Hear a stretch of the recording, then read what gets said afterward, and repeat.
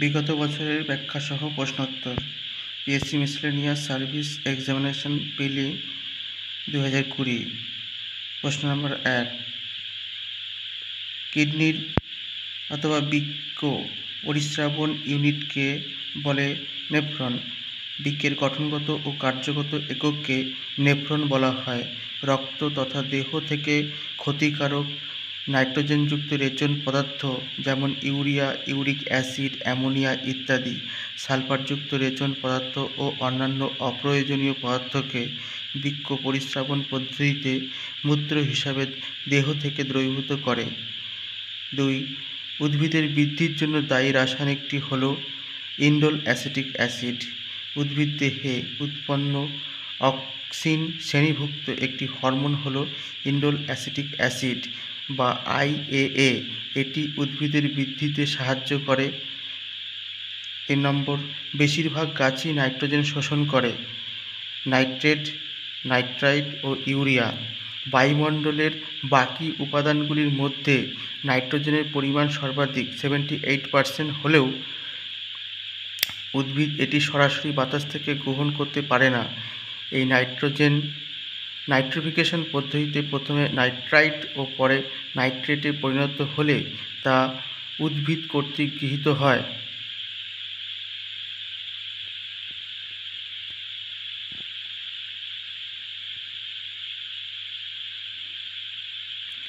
মানুষের পাচনতন্ত্রে কোন উৎসেচকটি খাদ্যের সাথে প্রথমে মিশ্রিত হয়? অ্যামাইলেজ। মানুষের পাচনতন্ত্রে খাদ্যের সঙ্গে প্রথম অ্যামাইলেজ নামক উৎসেচকটি মিশ্রিত হয়। 5 নম্বর, সালোক সংশ্লেষের সময় মুক্ত অক্সিজেন এখান থেকে আসে জল, জল থেকে মুক্ত অক্সিজেন আসে। সালোক সংশ্লেষের প্রধান দুটি কাঁচামাল হল কার্বন ডাই অক্সাইড ও জল। উদ্ভিদ সূর্যালোক ও ক্লোরোফিলের সাহায্যে শর্করা জাতীয় খাদ্য তৈরি করে এবং উপজাত দ্রব্য হিসাবে জল ও অক্সিজেন উৎপন্ন হয়। 6 নম্বর, ডেঙ্গু রোগের জীবাণু বহন করে এডিস মশা। ডেঙ্গু হল এডিস মশাবাহিত একটি রোগ। এই মশার দ্বারা বাহিত অন্যান্য রোগগুলি হল ম্যালেরিয়া, চিকুনগুনিয়া, জিকা ভাইরাস প্রভৃতি। মানুষের সুষুম্না স্নায়ু সংখ্যা হচ্ছে 31 জোড়া। মানবদেহের প্রান্তীয় স্নায়ুতন্ত্রের অন্তর্গত মোট স্নায়ু সংখ্যা 43 জোড়া। এদের মধ্যে করোটির স্নায়ু 12 জোড়া ও সুষুম্নীয় স্নায়ু 31 জোড়া।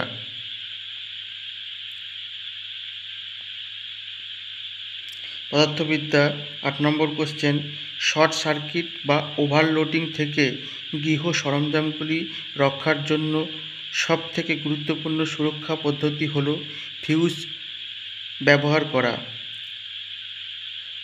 9 নম্বর কোশ্চেন, স্টেনলেস স্টিলে লোহা মিশ্রিত থাকে ইহাদের সঙ্গে Ni এবং Cr। Ni মানে হচ্ছে নিকেল, Cr হচ্ছে ক্রোমিয়াম।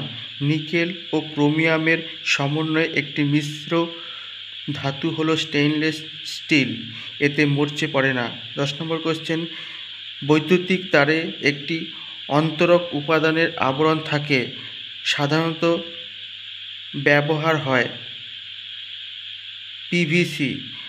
বৈদ্যুতিক তারগুলিতে অন্তরক পদার্থ হিসাবে পিভিসি এর প্রলেপ দেওয়া থাকে। এর পুরো কথাটি হল পলিভিনাইল ক্লোরাইড।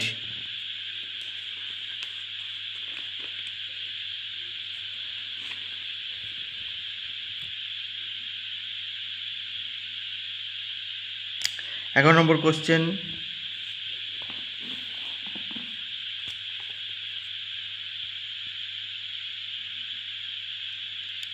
কোশ্চেন, রোধের সমান্তরাল সমবায়ে যে রাশিটি ধ্রুবক হয় তা হল বিভব পার্থক্য। 12 নম্বর কোশ্চেন, সাধারণত অধাতবগুলি বিদ্যুৎ পরিবাহী নয়, নিচের কোনটি বিদ্যুতের পরিবাহক? গ্রাফাইট। অধাতব পদার্থগুলি বিদ্যুতের কুপরিবাহী হলেও গ্রাফাইট তড়িতের সুপরিবাহী। রসায়ন 13 নম্বর কোশ্চেন, সংকট উষ্ণতার নিচে উপযুক্ত চাপে গ্যাস তরলে পরিবর্তিত হয় কারণ অণুগুলির মধ্যে আন্তঃআণবিক বল কাজ করে। সংকট উষ্ণতার নিচে উপযুক্ত চাপে গ্যাস তরলে পরিবর্তিত হয়ে যায় কারণ অণুগুলির মধ্যে আন্তঃআণবিক বল কাজ করে। আবার অতি পরিবাহী পদার্থগুলি যেমন পারদ, সীসা ইত্যাদি রোধাঙ্ক সংকট উষ্ণতা অপেক্ষা কম হলে শূন্য হয়ে যায়। 14 নম্বর কোশ্চেন, নিম্নলিখিতগুলির মধ্যে ফল পাকানোর জন্য কোনটি ব্যবহার হয়?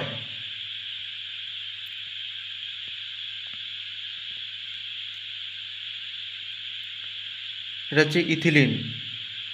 ফল পাকাতে ইথিলিন হরমোন প্রয়োগ করা হয়। এটি এক প্রকার গ্যাসীয় ও প্রকল্পিত হরমোন। 15 নম্বর কোশ্চেন, তেজস্ক্রিয়তার এসআই একক হলো বেকারেল। অ্যাম্পিয়ার হচ্ছে প্রবাহ মাত্রার এসআই একক। ভোল্ট হচ্ছে তড়িৎচালক বল।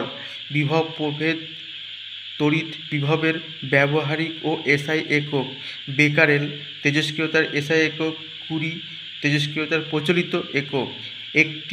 16 নম্বর কোশ্চেন, একটি গ্যাসের বাষ্প ঘনত্ব 32 হলে গ্যাসটির আণবিক ওজন হবে 64।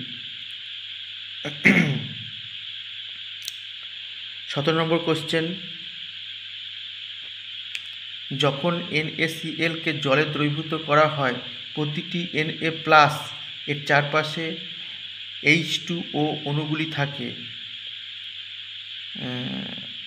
18 নম্বর কোশ্চেন, চালের জলে অর্থাৎ মাড় কয়েক ফোঁটা আয়োডিন দ্রবণ যুক্ত করা হলে দ্রবণটি নীল কালো রঙের হয়ে যায়।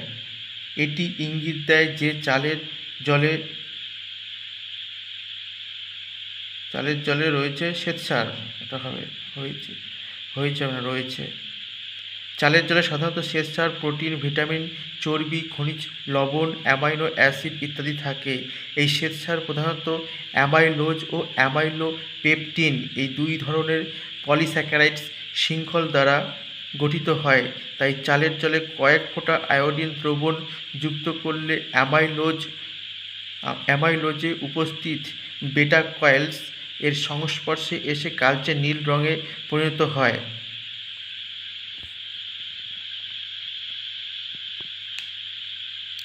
19 নম্বর কোশ্চেন হচ্ছে, ক্যালসিয়াম কার্বনেটে ক্যালসিয়ামের শতকরা মাত্রা কত? 40। ক্যালসিয়াম কার্বনেটে মানে হচ্ছে CaCO3 এ 40% ক্যালসিয়াম, 48% অক্সিজেন ও 12% কার্বন থাকে। কোশ্চেনটা আবার রিপিট করছি, ক্যালসিয়াম কার্বনেটে ক্যালসিয়ামের শতকরা মাত্রা কত? 40। ক্যালসিয়াম কার্বনেট অর্থাৎ CaCO3 এতে 40% ক্যালসিয়াম, 48% অক্সিজেন ও 12% কার্বন থাকে।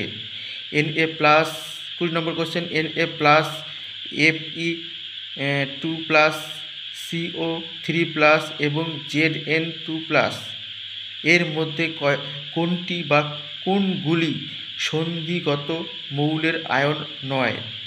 সেটা হচ্ছে Na+ এবং Zn2+। 21 নম্বর কোশ্চেন, সূর্যের শক্তি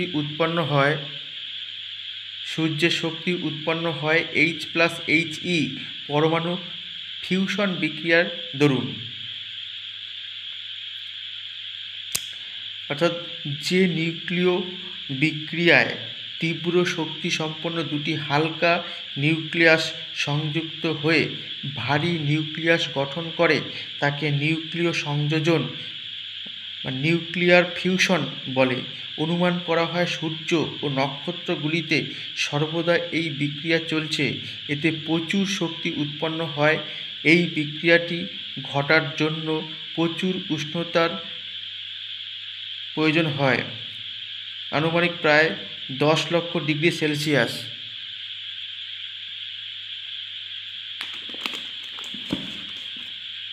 এবার ভারতের ইতিহাসে আমরা যাচ্ছি।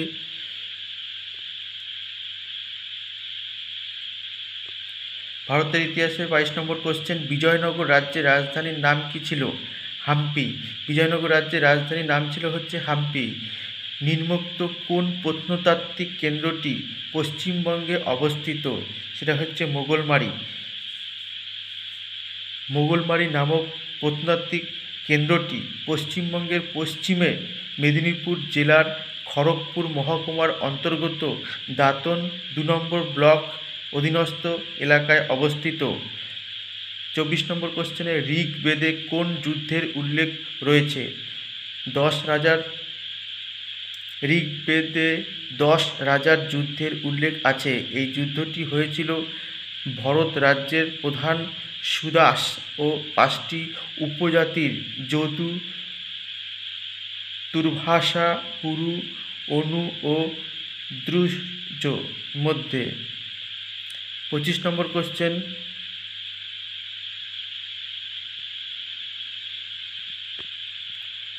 কোন মুঘল বাদশার সমাধি অধুনা পাকিস্তানে অবস্থিত? জাহাঙ্গীর। এক্সাম্পল, মুঘল বাদশাহ জাহাঙ্গীরকে রাভি নদীর তীরে সমাধিস্থ করা হয়েছিল। স্থানটি বর্তমানে পাকিস্তানের অন্তর্গত লাহোর শহরের নিকট শাহদারা বাগ এ অবস্থিত। 26 নম্বর কোশ্চেনে সিন্ধু সভ্যতার কোন নগরীতে বৃহত্তম শিলালেখ পাওয়া গেছে? কোশ্চেনটা আবার রিপিট করছি, সিন্ধু সভ্যতার কোন নগরীতে বৃহত্তম শিলালেখ পাওয়া গেছে? সেটা হচ্ছে ধোলাভিরা। 10টি হরপ্পা সভ্যতার পাণ্ডুলিপি সহ একটি বৃহৎ আকারের সাইনবোর্ড এর ন্যায় শিলালেখ সিন্ধু সভ্যতার ধোলাভিরা নগরে পাওয়া গেছে। এই নগরটি বর্তমানে গুজরাট রাজ্যের অন্তর্গত।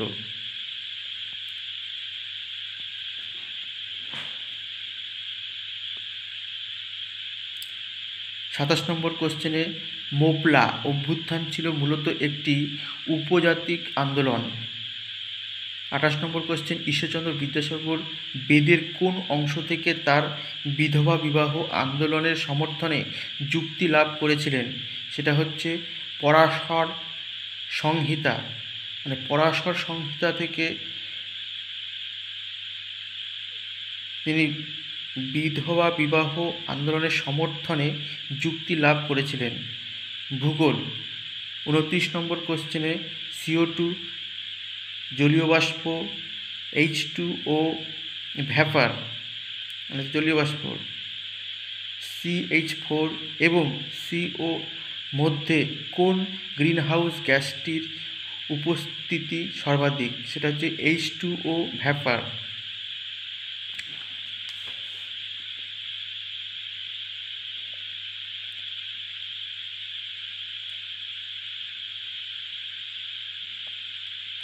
জলীয় বাষ্প অর্থাৎ H2O একটি গ্রিনহাউস গ্যাস। বাতাসে এর পরিমাণ সর্বাধিক। অন্যান্য গ্যাসগুলি হল কার্বন ডাই অক্সাইড CO2, methane CH4, nitrous oxide N2O, chlorofluorocarbon CFC ইত্যাদি। আবার আমি রিপিট করছি, জলীয় বাষ্প H2O একটি গ্রিনহাউস গ্যাস। বাতাসে এর পরিমাণ সর্বাধিক। অন্যান্য গ্যাসগুলি হল কার্বন ডাই অক্সাইড CO2, methane CH4, nitrous oxide N2O, chlorofluorocarbon CFC ইত্যাদি। 30 নম্বর কোশ্চেনে নিম্নোক্ত কোন দেশটির ভারতের সাথে স্থল সীমান্ত নেই? সেটা হচ্ছে উপরোক্তের মধ্যে কোনোটিই নয়। যে সমস্ত প্রতিবেশী দেশের সঙ্গে ভারতের স্থল সীমান্ত রয়েছে তা হলো পাকিস্তান, চীন, নেপাল, বাংলাদেশ, ভুটান, মায়ানমার এবং আফগানিস্তান। এছাড়া শ্রীলঙ্কার সঙ্গে ভারতের জল সীমান্ত রয়েছে।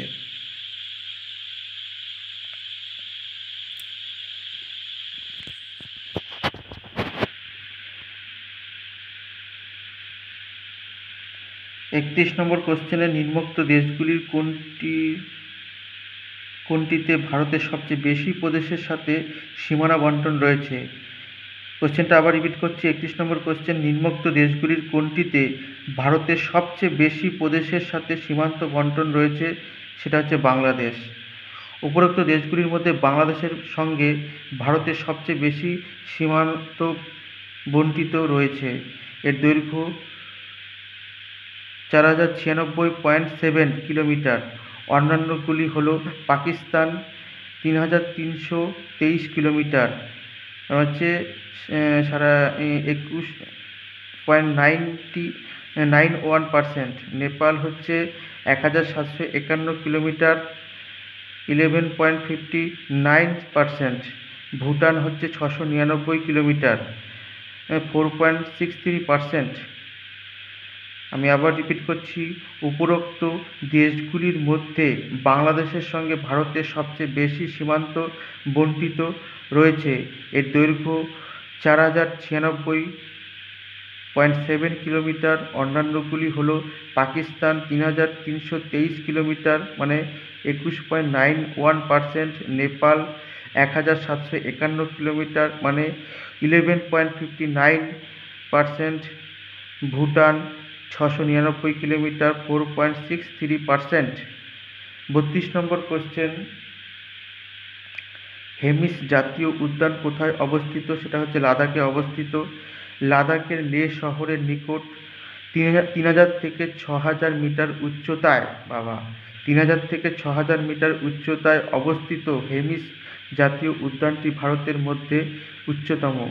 33 নম্বর কোশ্চেনে, নামচা বারওয়া থেকে কোন নদী ভারতে প্রবেশ করে? সেটা হচ্ছে ব্রহ্মপুত্র নদী।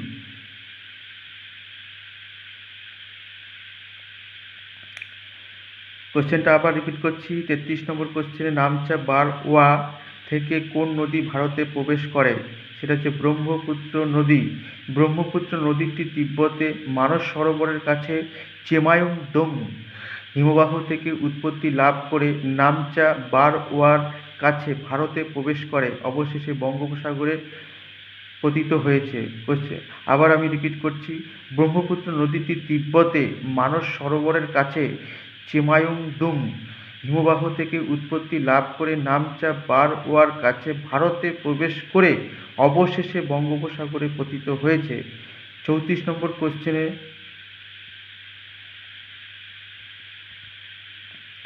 রোহিঙ্গা উপজাতি মায়ানমারের কোন প্রদেশের আদি বাসিন্দা? সেটা হচ্ছে রাখিন। মায়ানমারের রাখাইন প্রদেশের অর্থাৎ পূর্ববর্তী নাম আরাকান রাজ্য। মোট জনসংখ্যার বেশিরভাগই রোহিঙ্গা মুসলিম সম্প্রদায়। অন্যান্য জনগোষ্ঠী হল রাখিন, কামান, বামারস, চীন, খামি ইত্যাদি। আবার রিপিট করছি, মায়ানমারের রাখাইন প্রদেশের এর পূর্ববর্তী নাম ছিল আরাকান রাজ্য। মোট জনসংখ্যার বেশিরভাগই রোহিঙ্গা মুসলিম সম্প্রদায়। অন্যান্য জনগোষ্ঠী হল রাখিন, কামান, বামারস, চীন, খামি ইত্যাদি। 35 নম্বর কোশ্চেন, গোটিপুয়া ভারতের কোন প্রদেশের নৃত্য? ওড়িশা। ওড়িশার প্রচলিত নৃত্যগুলি হল ভারতনাট্যম, কুচিপুড়ি, গোটিপুয়া, মণিপুরী, কথাকলি, কত্থক ইত্যাদি। 36 নম্বর কোশ্চেন, নিম্নোক্ত কোন জলাশয়টি সমুদ্রের সঙ্গে যুক্ত নয়? একমাত্র অরাল সাগর জলাশয়টি সমুদ্রের সঙ্গে যুক্ত নয়।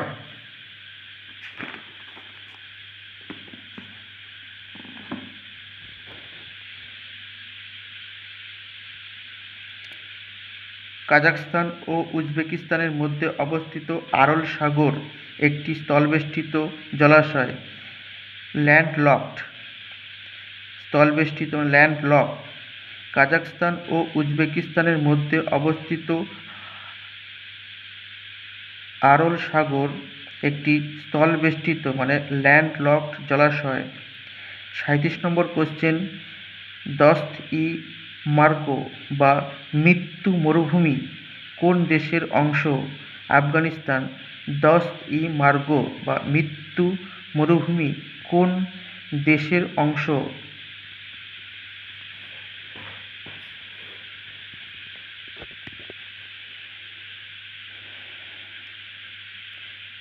কোশ্চেনটা আবার আমি রিপিট করছি, 37 নম্বর কোশ্চেন, দস্ত-ই-মার্গো বা মৃত্যু মরুভূমি কোন দেশের অংশ? সেটা হচ্ছে আফগানিস্তান। আফগানিস্তানের দক্ষিণে নিরমুজ ও হেলমন্দ নামক দুইটি প্রদেশের অন্তর্গত মরুভূমিটি হল দস্ত-ই-মার্গো, যার অর্থ হল মৃত্যু মরুভূমি, ডেজার্ট অফ ডেথ। আয়তনের ভিত্তিতে এটি পৃথিবীর 20তম মরুভূমি। আবার রিপিট করছি, আফগানিস্তানের দক্ষিণে নিরমুজ ও হেলমন্দ নামক দুইটি প্রদেশের অন্তর্গত মরুভূমিটি হল দস্ত-ই-মার্গো, যার অর্থ হল মৃত্যু মরুভূমি, ডেজার্ট অফ ডেথ। আয়তনের ভিত্তিতে এটি পৃথিবীর 20তম মরুভূমি। 38 নম্বর কোশ্চেন, নিম্নোক্ত কোনটি হিমালয়ের অংশ নয়? সহ্যাদ্রি। সহ্যাদ্রি হচ্ছে হিমালয়ের অংশ নয়।